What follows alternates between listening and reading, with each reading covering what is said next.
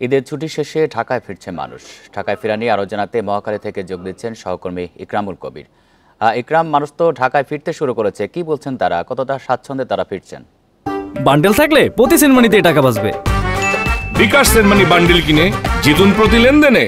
মহাখালী বাস টার্মিনালে এখন যে চিত্র আমরা দেখছি সেটি অনেকটা স্বাভাবিকই মনে হচ্ছে, তবে যতটুকু বুঝতেছি অন্য কয়েকদিনের যে বিগত কয়েকদিনের থেকে কিন্তু আজকে কিন্তু চাপটা বেশি, কারণ যেহেতু আগামীকাল থেকে কিন্তু এই দীর্ঘ প্রায় ৮-৯ দিন যে ছুটি ছিল সেই ছুটির পরে কিন্তু কালকে থেকে মানুষ তাদের কর্মক্ষেত্রে যোগ দিবেন।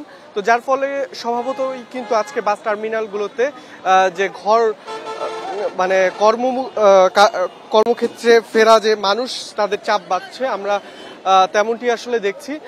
এখানে যারা যাত্রী বিভিন্ন জায়গা থেকে ফিরেছেন তাদের সঙ্গে আমরা কথা বলে যতটুকু জানতে পেরেছি যে সড়কে তাদের মোটামুটি নির্ঝঞ্ঝাট ভাবেই কিন্তু তারা ফিরেছেন, খুব একটা ভোগান্তি কিন্তু তাদের পোহাতে হয়নি। অন্যান্য বারের থেকে এবারের যাত্রা অনেকটাই ভালো ছিল বলে তারা দাবি করেছেন।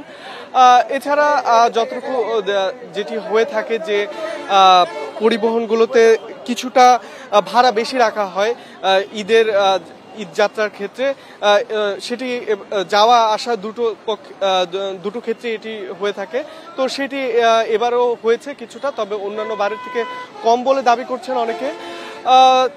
আর এখানে যেটি হচ্ছে যে যেহেতু আজকে শনিবার, কালকে রবিবারকে কেন্দ্র করে বেশিরভাগ মানুষ ফিরছে, এখানে যারা বাস মালিক শ্রমিক রয়েছেন তারা বলছেন যে এই চাপটি আসলে বিকালের দিকে আরো বেশি বাড়বে।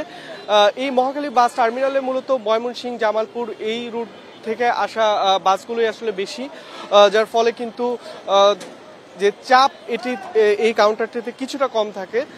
কিন্তু আপনি যদি গাবতলী, সায়দাবাদ এই কাউন্টারগুলোর কথা যদি বলেন তাহলে কিন্তু অন্য জায়গা মানে এই কাউন্টারগুলোর থেকে চাপ তুলনামূলক বেশি থাকে। তো এখন আর যতটুকু দেখছি যে পরিস্থিতি মোটামুটি স্বাভাবিক, তবে যাত্রীরা চান যে আসলে নির্বিঘ্নে এই ঢাকায় ফিরতে এবং তাদের যেটি আশা একটি সুন্দরভাবে যে ঈদটি কাটিয়ে আগামীকাল আবার একটি সুন্দর পরিবেশে তাদের যে কর্মক্ষেত্র সেখানে ফিরে যাওয়ার। মহাখালী থেকে জানাচ্ছেন সহকর্মী ইকরামুল কবির।